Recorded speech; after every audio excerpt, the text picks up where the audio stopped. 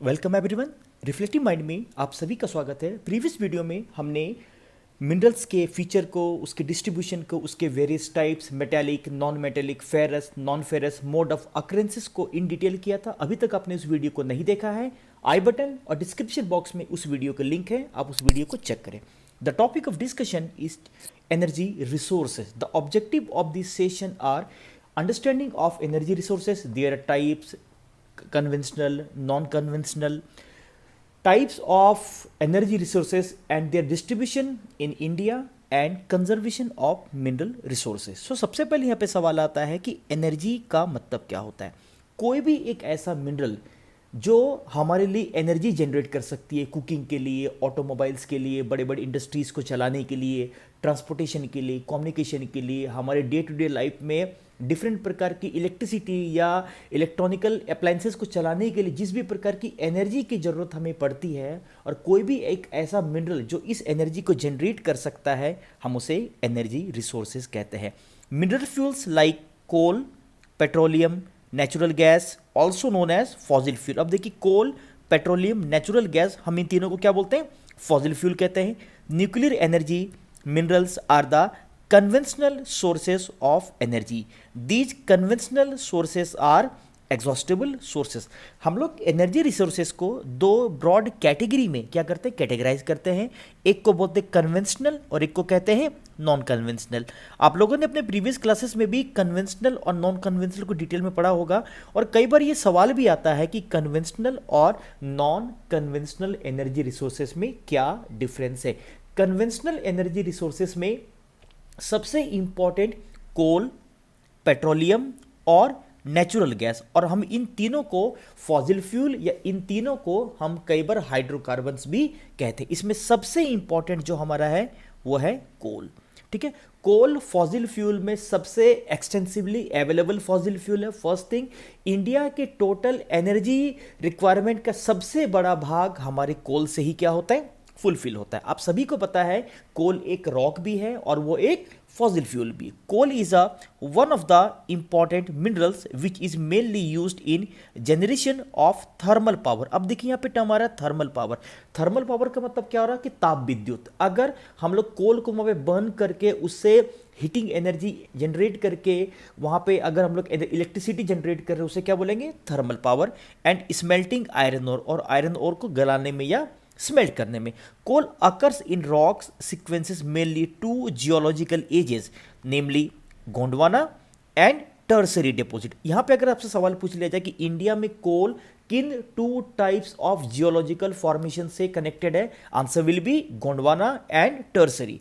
About 80% of the coal deposits in India is bituminous type and non coking grade. आपको पता है कोल की कई अलग अलग वेराइटीज होती है, like anthracite, bituminous, lignite and peat. I repeat, anthracite, bituminous, lignite and peat, जिसमें हम लोग कई बार लिग्नाइट को ब्राउन कोल भी कहते हैं। लेकिन यहां पे एक टर्म आ रहा है non coking. Non coking coal का मतलब क्या होता है कि एक ऐसा कोल का टाइप जिसे हम कोक, COKE, जिसे हम कोक में कन्वर्ट नहीं कर सकते। अब फिर यहां पे एक सवाल आता है कि कोक का मतलब क्या है? कोक का मतलब है a solid black substance that is produced from coal and is burned as a fuel. Coke को हम अच्छी क्वालिटी के कोल से निकालते हैं और जिसे मेटलॉजिकल, जिसे आयरन स्टील इंडस्ट्री में हम एक बर्निंग फ्यूल की तरह यूज करते हैं ताकि हमारी वहां पे एनर्जी रिक्वायरमेंट फुलफिल हो सके। तो कहने का मतलब यहां पे क्या है कि इंडिया का 80% जो कोल है वो बिटुमिनस कैटेगरी का है और वो नॉन कोकिंग कैटेगरी में है। The most important Gondwana coal fields in India are located along Damodar valley. ये सबसे इंपॉर्टेंट बात यहाँ पे आ रही है कि इंडिया का मोस्ट ऑफ द जो कोल डिपॉजिट्स है वो किस रिवर वैली के अलोंग ज्यादातर देखा है? The answer will B Damodar. Along with Damodar और भी रिवर वैली है, गोदावरी है, महानदी है, सोन है, लेकिन दामोदर रिवर वैली सबसे फेमस, याद रखेंगे। और इसका अगर एक्सटेंशन देखेंगे, Jharkhand, West Bengal coal belt and the important coal fields in this region are Raniganj. ये बहुत इंपॉर्टेंट नाम है, रानीगंज वेस्ट बंगाल में है, Jharia, Bokaro, Giridih, Karanpura, they all coal fields are in Jharkhand. Jharkhand में सबसे इंपॉर्टेंट की बात करें, Jharia, is the largest coal field followed by Raniganj. अगर आपसे ये सवाल पूछ लिया जाए कि इंडिया का सबसे लार्जेस्ट कोल फील्ड क्या है, झरिया सेकंड नंबर पे, रानीगंज। झरिया कहाँ पे है? झारखंड में, रानीगंज वेस्ट बंगाल में। The other river valleys Godavari, Mahanadi and Son.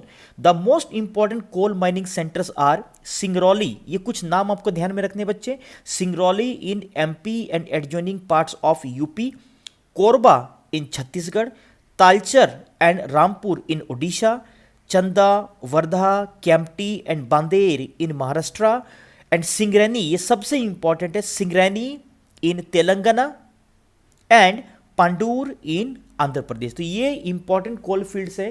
Coal fields India में कुछ इंपॉर्टेंट रिवर वैलीज से जुड़े हुए हैं, जैसे दामोदर, महानदी, गोदावरी, सोन।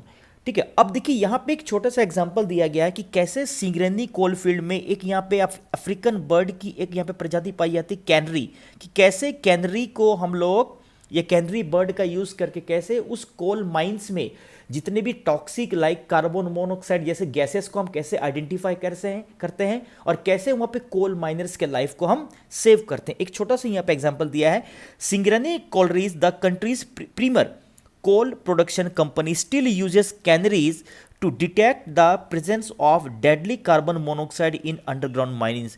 Miners collapse and often die even if the small quantities of the highly poisonous CO are present in the air. CO बहुत ही दमघोटू gas है और उसका छोटा से छोटा अमाउंट भी हमारे लाइफ के लिए एक थ्रेट पैदा कर सकता है। Though miners speak lovingly of the canneries, the underground experience is not at all pleasant for the birds.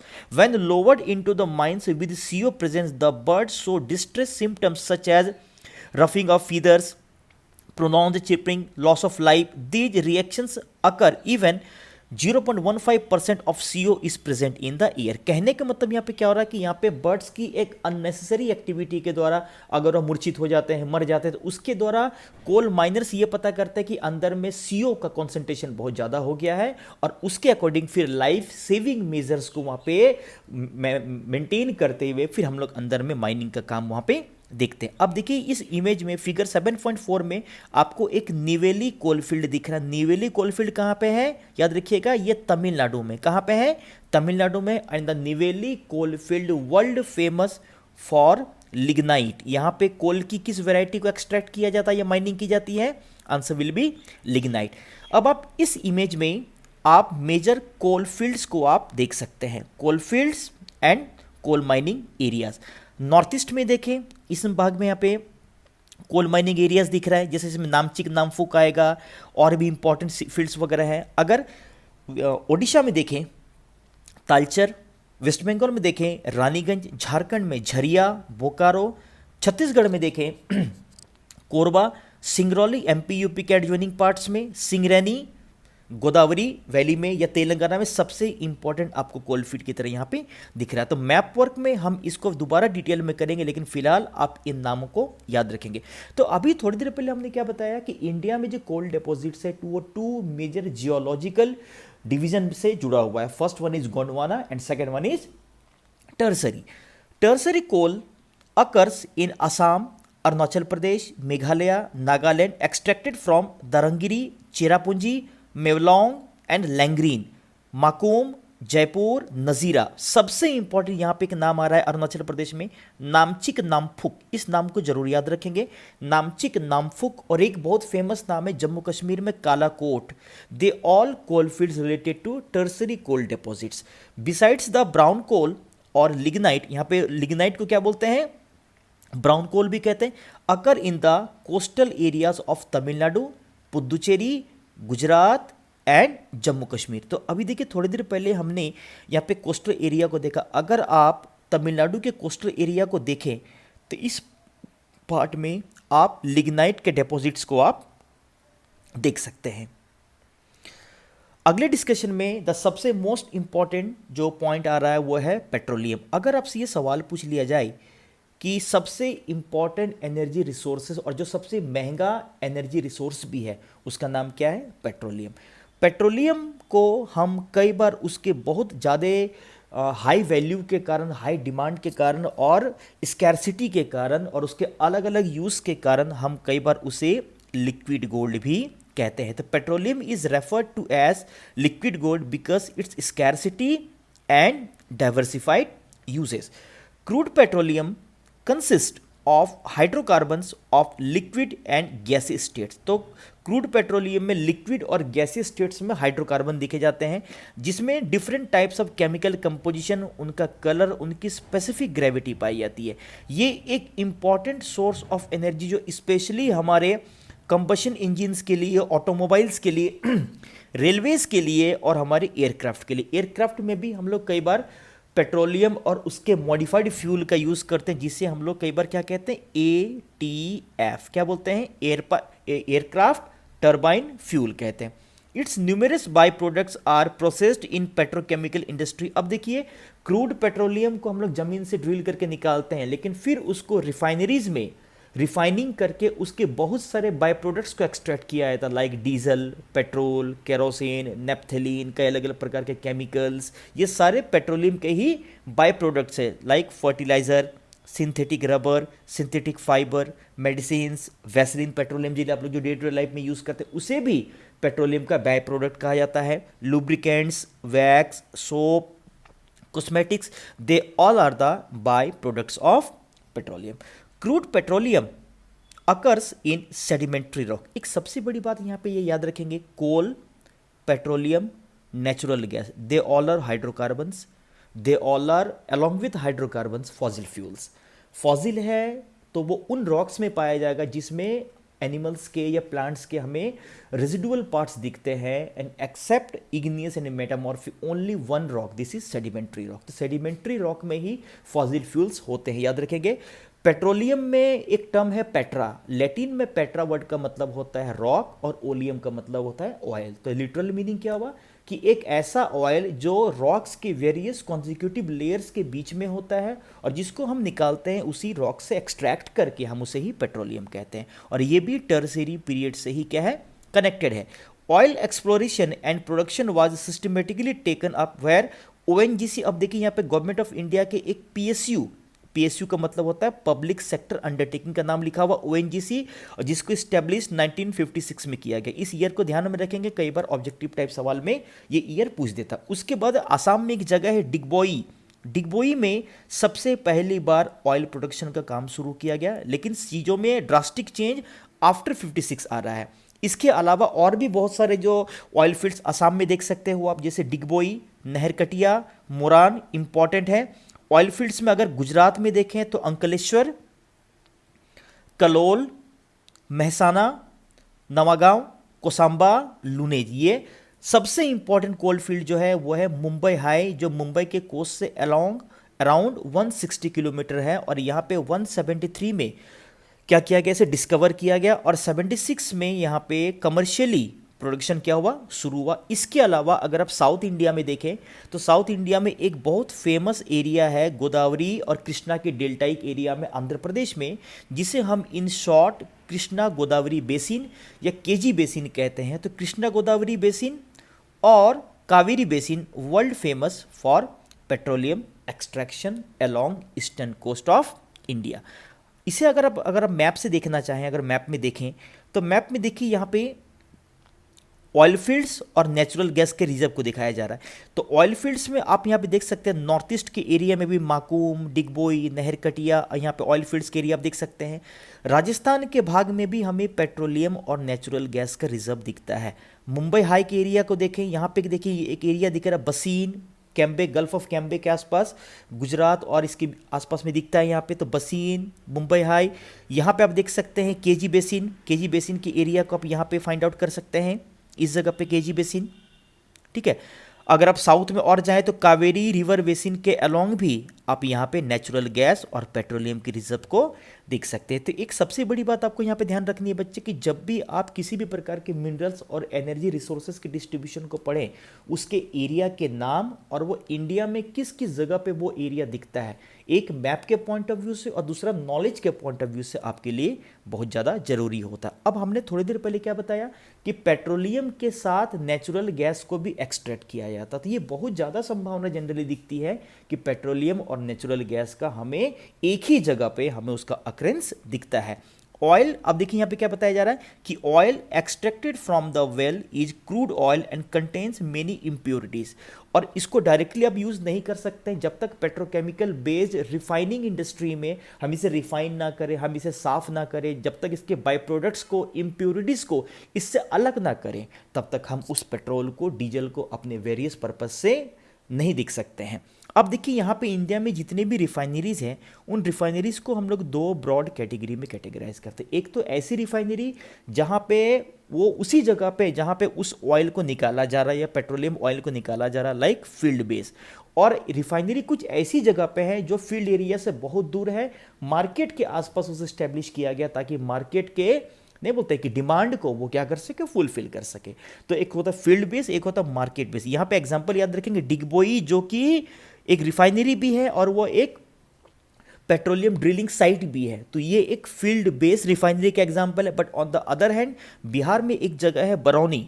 Barauni के आसपास अगर आप देखो अपने मैप में, वहाँ पे पेट्रोलियम एक्सट्रैक्शन का कोई हमें एविडेंस नहीं दिखता, या वहाँ पे पेट्रोलियम नहीं पाया जाता। दूर से पेट्रोलियम पाइपलाइन के द्वारा ट्रांसपोर्ट करके बरौनी में रिफाइन किया जाता है ताकि वो आसपास के डिमांड, जो भी पटना, जो भी दिल्ली आसपास के जो भी शहर है, उसके डिमांड को वो फुलफिल कर सके। तो यहाँ पे दो प्रकार की रिफाइनरीज को आप देख रहे हो, एक है जो कि फील्ड में है और दूसरा जो कि मार्केट के आसपास में ड्यू टू हैवी डिमांड हमें दिखता है। अनदर इंपॉर्टेंट फॉसिल फ्यूल जो नेचुरल गैस के साथ ही कनेक्टेड है, दिस इज जो पेट्रोलियम के साथ कनेक्टेड है, सॉरी नॉट नेचुरल गैस, इसको क्या बोलेंगे, नेचुरल गैस। और यहां पे एक टर्म आ रहा है GAIL, gas authority of India limited, जो 1984 में इसे स्टैब्लिश किया गया।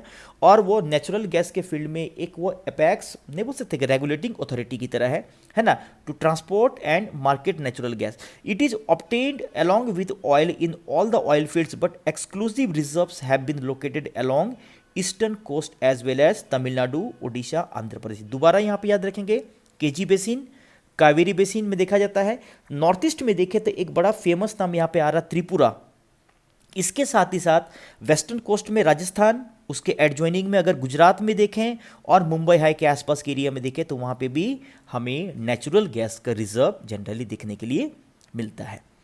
अब देखिए बच्चे, इस स्लाइड में, चूंकि ये क्लास 8 के बुक से हमने लिया, इस स्लाइड में हमने फॉसिल फ्यूल्स के कुछ एडवांटेजेज और कुछ डिसएडवांटेजेज को हमने यहाँ पे रखा। ये आपके बुक में बेशक दिया हुआ ना हो, लेकिन फॉसिल फ्यूल के क्या पॉजिटिव हैं, क्या पॉजिटिव एस्पेक्ट्स हैं, क्या उसके पॉजिटिव साइड्स हैं और क्या उसके नेगेटिव साइड्स हैं, इसको आप देख सकते हैं। तो यहाँ पे देखिए कन्वेंशनल सोर्सेस में, यहाँ पे दो कन्वेंशनल सोर्सेस की बात की जा रही है। फॉसिल फ्यूल के बारे में आप लोगों ने पढ़ा अभी थोड़ी देर पहले, लेकिन फायरवुड को भी हम कन्वेंशनल सोर्सेस में जनरली रखते हैं। अब आप देख सकते हैं कि यहाँ पे ऑयल, तो ऑयल के क्या एडवांटेजेज हैं, क्या डिसएडवांटेजेज हैं, नेचुरल गैस के क्या एडवांटेजेज और क्या डिसएडवांटेजेज हैं। तो डिसएडवांटेजेज ऑयल और नेचुरल गैस का कॉमन है, एडवांटेजेज को अलग अलग किया गया है।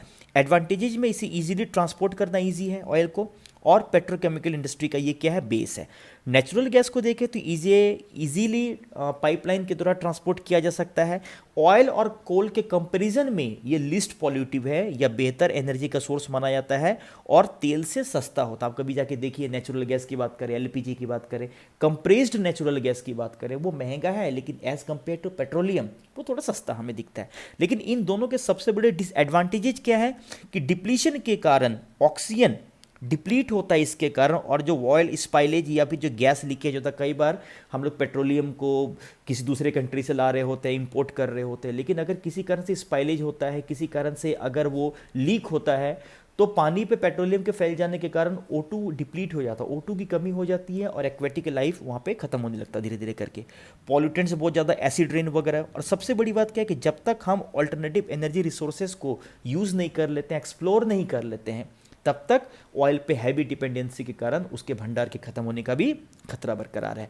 कन्वेंशनल सोर्सेस में फायरवुड के बारे में इजी एक्सेस है, बहुत बड़ी मात्रा में हमें एनर्जी प्रोवाइड कराता है, लेकिन सबसे बड़ी कमी क्या है, पॉल्यूशन, दूसरी डिफॉरेस्टेशन, और तीसरा सबसे बड़ा क्या है कि ये ग्रीन हाउस इफेक्ट को क्या करता है, ये ट्रिगर करता है। कोल की बात करें, सबसे मोस्ट एक्सटेंसिवली अवेलेबल जो नेचुरल एनर्जी रिसोर्सेज, उसे क्या बोलते हैं हम लोग, कोल कहते हैं, और एफिशिएंट कंजर्वेशन टू इलेक्ट्रिसिटी। लेकिन सबसे बड़ा डिसएडवांटेज क्या है कि बहुत हैवी होता है, बल्की होता है, ट्रांसपोर्ट करना बहुत फाइनेंशियल सपोर्ट की डिमांड करता है, और ये बहुत बड़ा सोर्स पॉल्यूशन का भी देखा जाता है। हाइडल पावर जो आप लोगों को सर इसमें डिस्कस नहीं करना है, लेकिन इसके पॉइंट्स को भी एक बार ब्रीफ में देख लीजिए। सबसे बड़ा एडवांटेज क्या है, नॉन पॉल्यूटिंग है, इरिगेशन के लिए बहुत हेल्पिंग करता है और सस्ता है। लेकिन डिसएडवांटेजेस क्या है कि बहुत बड़े कम्युनिटी को, जहाँ पे डैम बनता है, जहाँ पे रिजर्वायर बनाया जाता है फॉर हाइडल इलेक्ट्रिसिटी, बहुत बड़े लोगों को उस साइड से क्या होता है, क्या होना पड़ता है, डिस्प्लेस होना पड़ता है ना। एक्सपेंसिव टू सेटअप, इसकी टेक्नोलॉजी बेशक बहुत ज़्यादा महंगी ना हो, लेकिन इसको सेटअप करना बहुत फाइनेंशियल, मैंने मतलब कि फाइनेंशियल या कैपिटल इन्वेस्टमेंट बहुत ज़्यादा मांगता है यहाँ पे। अब देखिए आप यहाँ पे ऑयल रिफाइनरीज को देख पा रहे हैं बच्चे, यहाँ पे बहुत सारे ऑयल रिफाइनरीज आप देख रहे हैं, लेकिन इन सभी ऑयल रिफाइनरीज को हमें नहीं करना है। जो भी सीबीएसई के द्वारा जो भी सिलेबस में दिया गया है आप उनको जरूर देखें, लेकिन आप नॉलेज के लिए बेशक एक बार देख सकते हैं, जैसे भटिंडा पंजाब में, पानीपत हरियाणा, मथुरा यूपी, जामनगर, ये देखिए ये तीनों गुजरात में आपको ज़्यादा दिख रहे हैं, मुंबई, इसके अलावा मैंगलुरु कर्नाटका में, कोच्चि केरला में, नागपट्टिनम तमिलनाडु, चेन्नई। तो कई बार यहाँ पे कॉम्पिटिटिव एग्जाम में जब आप लोग 12 पास करके जाएंगे तो वहाँ पे कई बार ये सवाल पूछा जा सकता है। तो अगर आप अपने सीबीएसई में सिर्फ एग्जाम पास करने के पॉइंट ऑफ व्यू से देखें तो इसमें से 2-3 ही आपको करना है एग्जामिनेशन पॉइंट ऑफ व्यू से, लेकिन आगे नॉलेज गेनिंग पर्पज से या कॉम्पिटिटिव पर्पज से अगर आप देखना चाहो तो आप इसको आगे देख सकते हैं।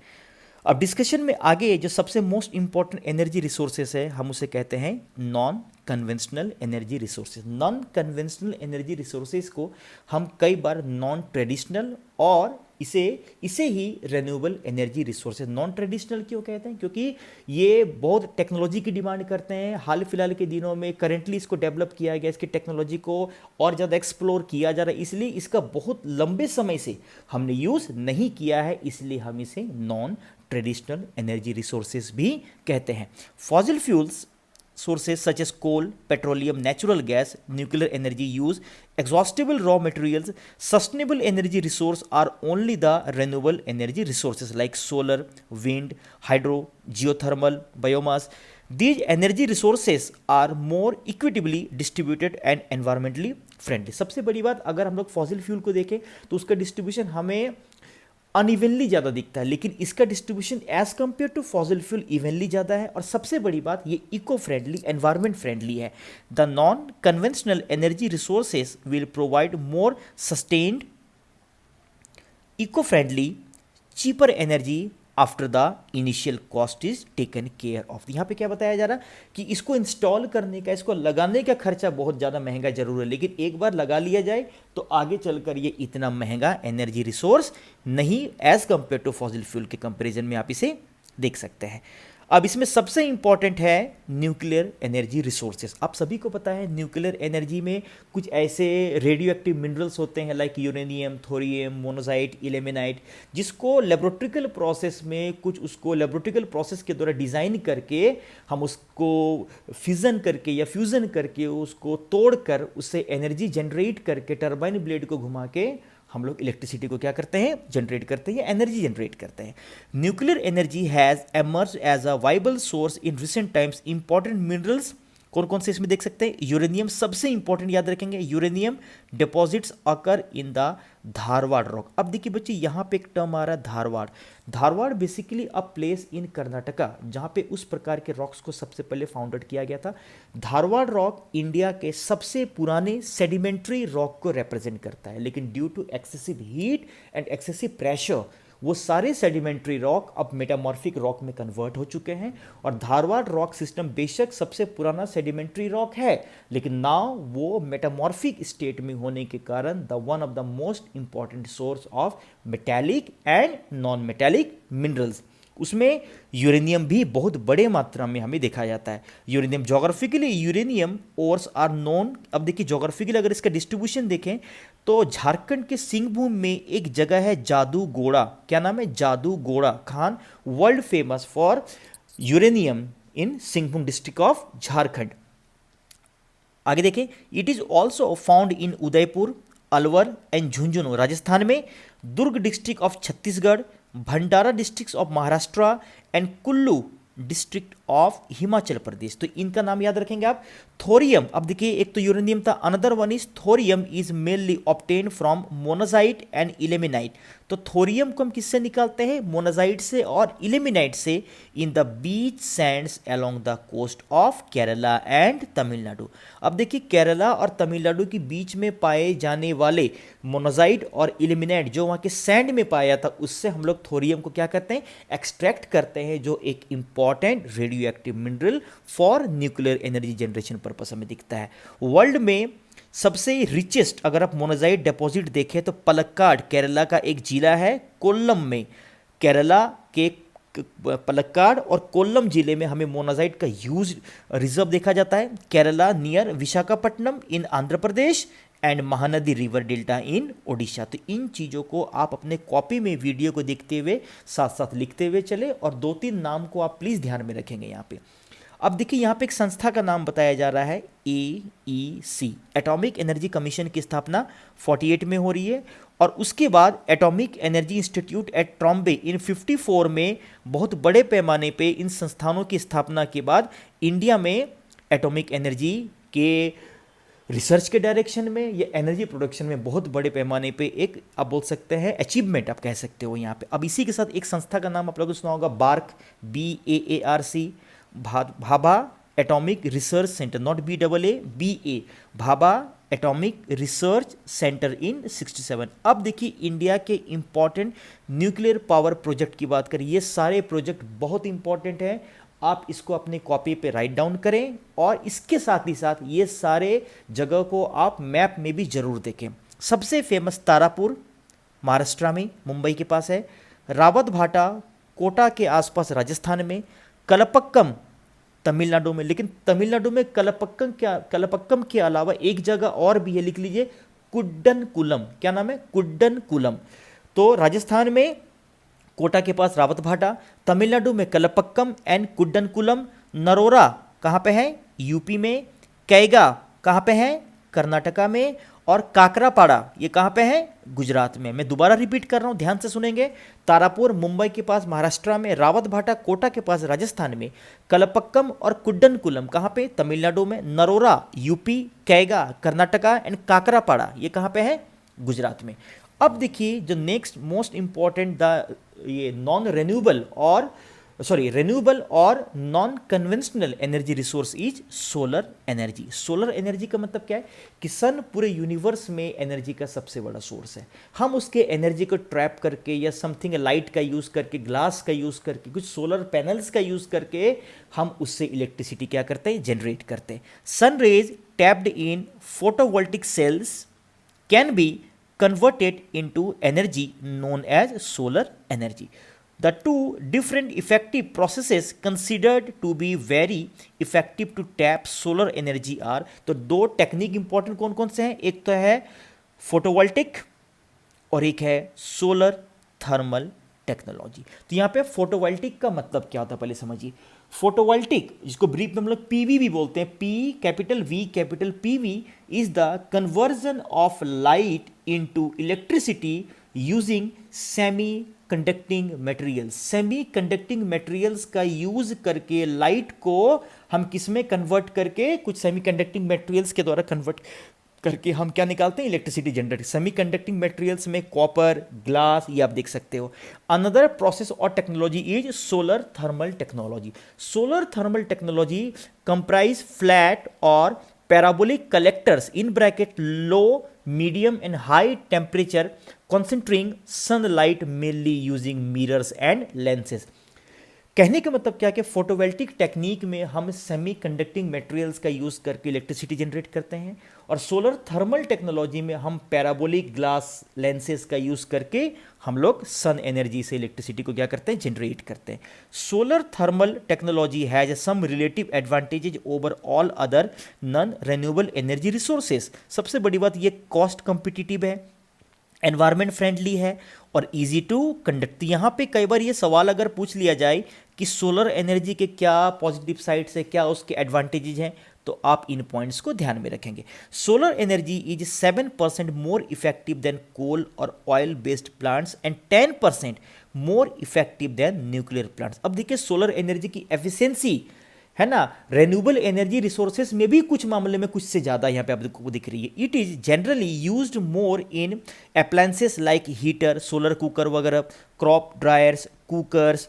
The western part of India The western part of India has a great potential for the development of solar energy, especially in the Gujarat and Rajasthan। अब देखिए यहाँ पे फिर आपको समझना है कि गुजरात और राजस्थान में हमें उसका डेवलपमेंट ज़्यादा क्यों दिखता है, क्योंकि वो दोनों एरिड और सेमी एरिड एरिया है, वहाँ पे अमाउंट ऑफ रेनफॉल कम है, क्लाउड शेडिंग वहाँ पे कम होता है, डेजर्ट कंडीशन के होने के कारण हैवी स्कॉर्चिंग सनसाइन दिखने के कारण वहाँ पे सोलर एनर्जी को इंस्टॉल या सोलर एनर्जी बेस्ड प्लांट को इंस्टॉल करने की संभावनाएं वहां पे ज़्यादा है।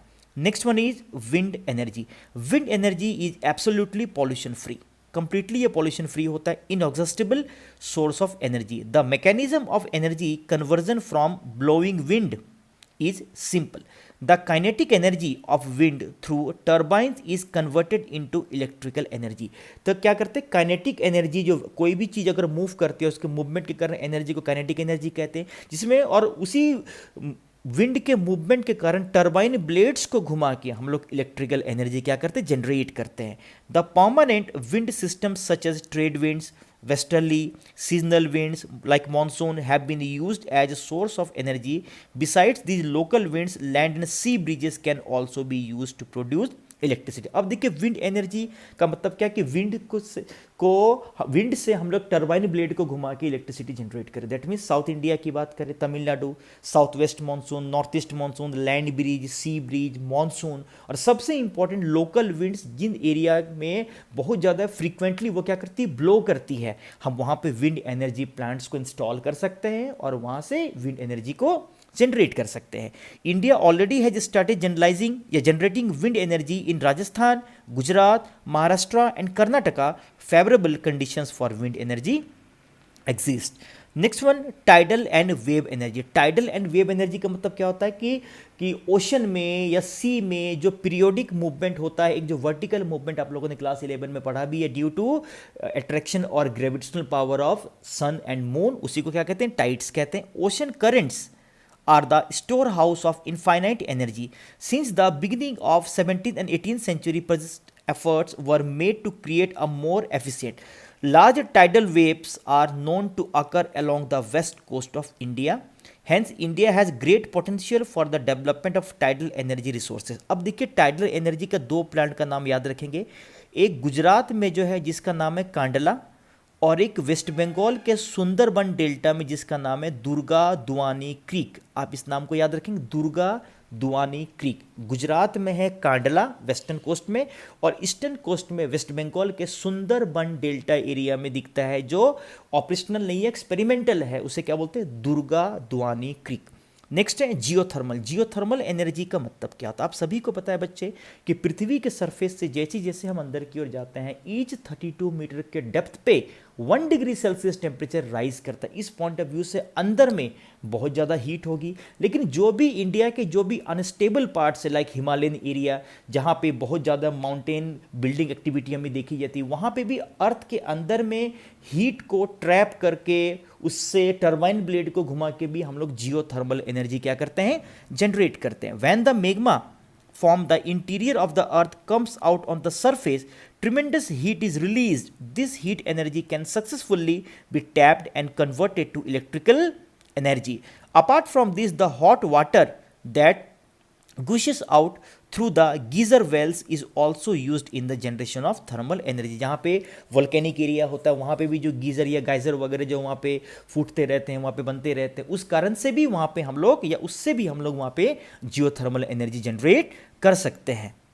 इसीलिए इसको जियोथर्मल बोलते हैं, पृथ्वी के टेम्परेचर या पृथ्वी के हीट का यूज करके एनर्जी को जनरेट करना। This energy is now considered to be one of the key energy sources which can be developed as an alternative source of energy. The hot springs, geysers are being used since medieval period. अब India में देखिए किन किन जगहों पे दिखता है। India में हिमाचल प्रदेश में एक जगह है मणिकर्ण, यहाँ पे देख सकते हैं।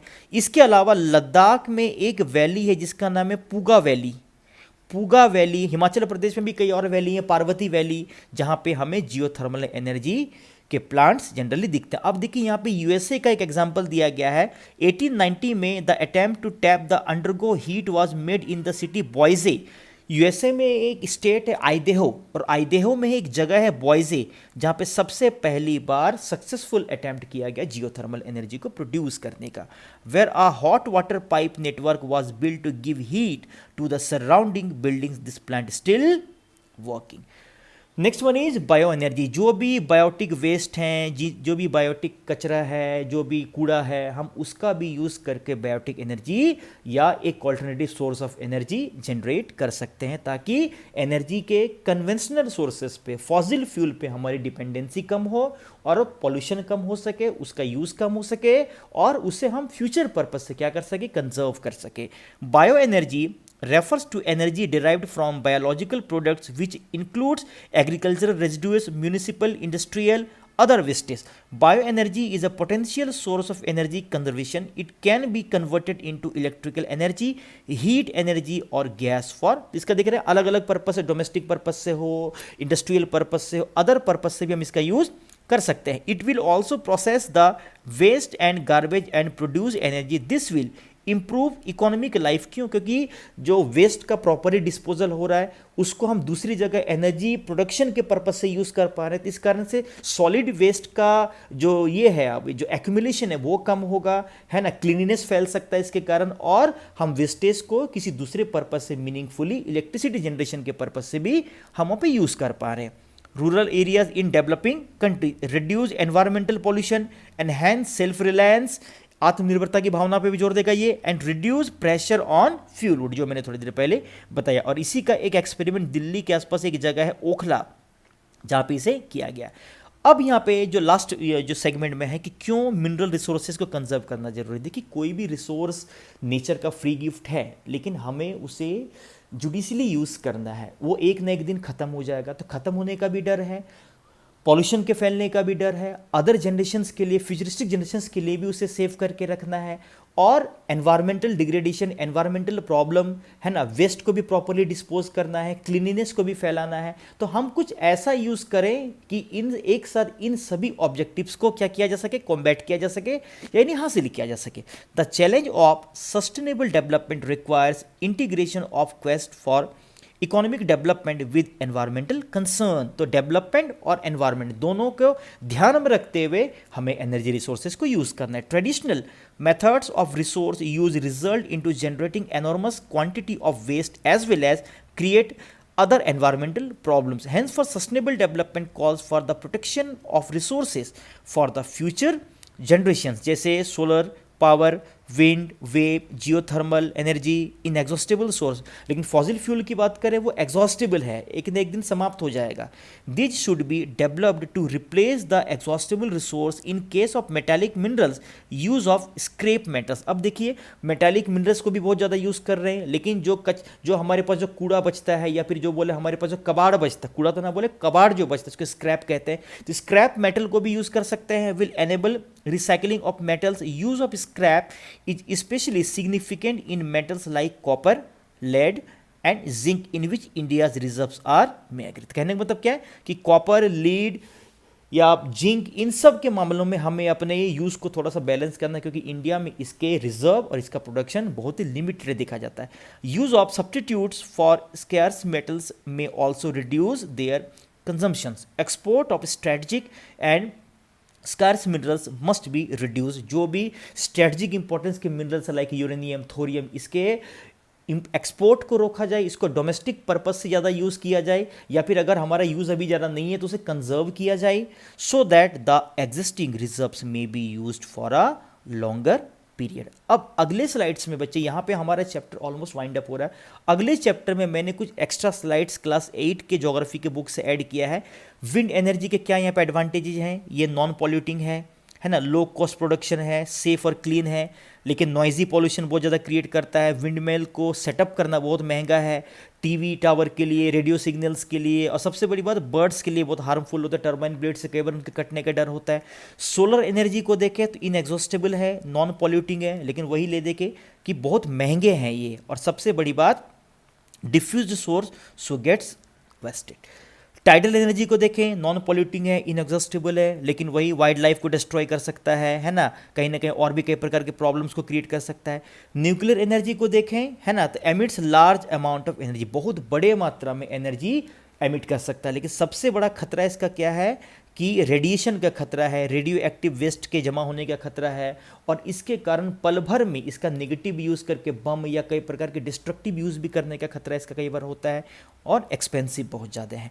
बायोगैस को देखें तो लो कॉस्ट है, इजी टू ऑपरेट है, मेक यूज़ ऑफ बायोवेस्ट, लेकिन कॉज ग्रीन हाउस इफेक्ट, क्योंकि देखिए कोई भी बायोटिक चीज़ जिसमें कार्बन है वो कंबशन के बाद, जलने के बाद मोनोऑक्साइड कार्बन या डाइऑक्साइड कार्बन का एमिट करेगा, जो एक बहुत इंपॉर्टेंट ग्रीन हाउस गैस है, ग्लोबल वार्मिंग या अन्य अदर एनवायरमेंटल प्रॉब्लम को वो ट्रिगर कर सकता है। Geothermal energy clean, eco friendly and always available, लेकिन सबसे बड़ा डिसएडवांटेज क्या है कि located far away from cities, बहुत दूर, अब हिमालय वाले एरिया में देखें उसे डिमांडिंग एरिया तक लाने में बहुत ज़्यादा हमारा ट्रांसमिशन कॉस्ट आएगा। तो उस पॉइंट ऑफ व्यू से एनर्जी की जो कॉस्ट है, उसकी जो ये अवेलेबिलिटी है, वो सभी के लिए इजीली या इजी टू नहीं बोलते अवेल नहीं हो पाएगा, इजी टू वो कैरी नहीं हो पाएगा। अब देखिए इसमें मैंने एक छोटा सा यहाँ पे ये बताया हुआ कि न्यूक्लियर एनर्जी का क्या प्रोसेस है, इसी में सब देख सकते हो। अगले स्लाइड में देखें तो यहाँ पे जियोथर्मल एनर्जी के भी हमने इस इमेज को बताया कि कैसे जियोथर्मल एनर्जी को कैसे बनाया जाता है, ठीक है। टर्बाइन ब्लेड को घुमाया जा रहा है, जनरेटर यहाँ पे होता है, वाटर वगैरह किस तरीके से आप देख सकते हैं इसे।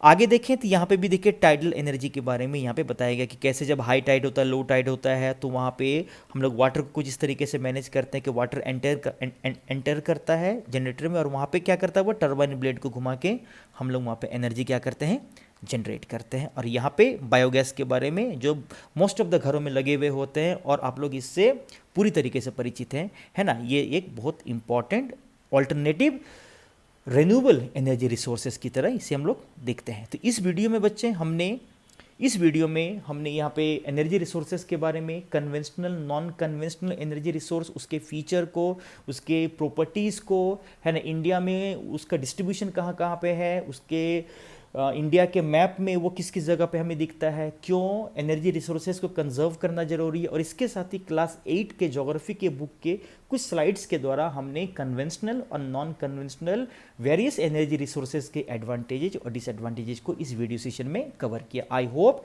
इसके द्वारा आपके सभी डाउट्स, आपके सभी प्रॉब्लम्स पे आपको काम करने में मदद मिलेगी। फिर भी किसी प्रकार के अगर प्रॉब्लम होते, किसी प्रकार के क्वेश्चंस आते हैं, तो आप उसे कमेंट बॉक्स में जगह दें, हम सभी कमेंट्स के आंसर करने की पूरी कोशिश करेंगे।